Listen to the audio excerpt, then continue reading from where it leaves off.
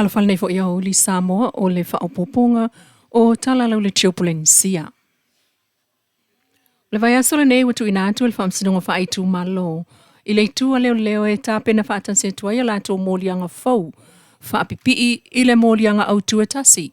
Whaasanga i le sunga Lise Marie Schmidt. O Miss Schmidt, wa watu leo i le whaamsinonga. Ona o le tusi na ia whai mata apea i lungo le Facebook. O atangi ai le sotanga o le fionga le pale mia o Samoa fia mena o mimata afa i le maliwa le profesa Amerika Samoa Caroline Garbon i le tausanga talwai. O le mta upu lea na vala awai lumo le tamaita i whaamsino le fionga tala sa atoa. O le taiao na vala awai lea mata upu i le whai ungol vai aso talwai na whaatoa avatuai e leo la tau mōlianga whaopopo e se fulu malvalu e ese mai le mōlianga au tuatasi ma le mana onga o le taunu unga le nao le lato mōlianga peitai. Ele i se tali le sunga Lise e pei ona whaailoa e lana loia. Whaatoa avatu mōlianga whaopopo a leo ia te ia i lea tae au.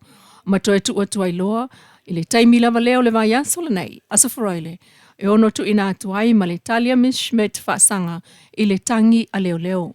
O le winga ese o le mta upu ona o le tusi na avatu i leo e longo ai mo le mena tupu peitai. Ua whaaonga ai e leo le natusi whanau mai ai a lato mōlianga se fulu iwa, lea ua taati ai nei lumo le whaamasinonga. E lima isi tu malo le ua tau awalo ia masainia e o lato whaipule. Masui o komiti whai tu malo, vaenga o le lato miliona wha solo. Telo i tu malo le ua la sia le miliona lon tolu mua tinae o tangata e ana le malo e peon sa nua lon taitai. Mai le amatanga o le nofo inga alfa tua ile tua Samoa utasi. Peita e wha moe le taun unga manuia. O le ploke ti miliona ile whai mea wha maoni. E pe ona whau tua lona minister le sunga langa aia tia tu au tufunga. Ia o le wha maongi ia. O le mea le mo mia e muni ka ia la fua ma o mo wha ka o ko wale wha moe ki ngai. Ia o le nganga mongi ia le ngā. O le kako so kau au fo le ngā.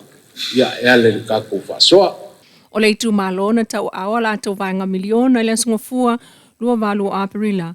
E au fiai le fangam falase la sa fatatasi sa nganga lua tu malo fa sa le anga lua ma le itu malo a analo fi numeratasi.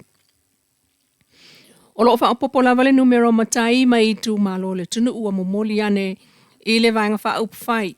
Ale fas le fa tua ile tua Samoa utasi mo le palo ta tele o ta pena ia ile tunu.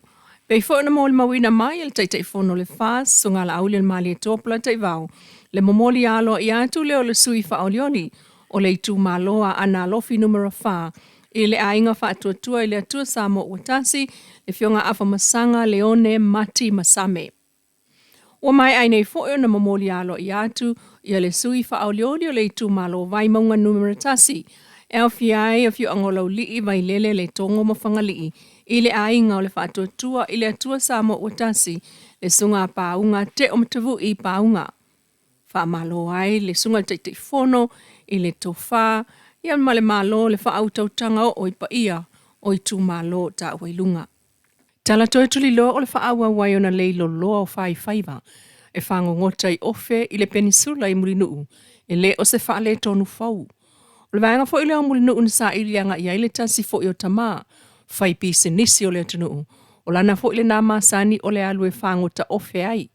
Peita i nā whai nā tuai lava malona soifua i tau sanga watua nai. Ai o le whai ungol mai asun te nei na tue moli mawina mai ai foi. Le maua tuai o le taavale le sunga to i waili falevalu. E pe o na li potia le Samoa Global o paka ai le peninsula. O masalomia pe na savali fo i whangota i le papa o i Murinuu. Ma alua isa ili ngā leo ma le pulengo o fiso whalavlave tupu whaafosei ili amatanga o le vai aso a ele imanuia vanga na ili ofe malana ato na mawane le sami. Me lava mtanga aluenga o leo tala tuliloa le ufa iloa mai nei. Ele ofisa o leo falpuipui malona toe fota ina. Ua toe maua ma whaatasi nei malona ainga leli e William S.S. Mai tanu ngā manono le sali potia le tunu o lo tau sa ili. O whaafta iai le mtanga aluenga ia le tunuu, mo le langolango mo le sosani ili sa ilia William. Tato ngalulu e whaatasi, mo se sa mo saunga le mu. Talanal nei tu lama ilo le Tiopolensia.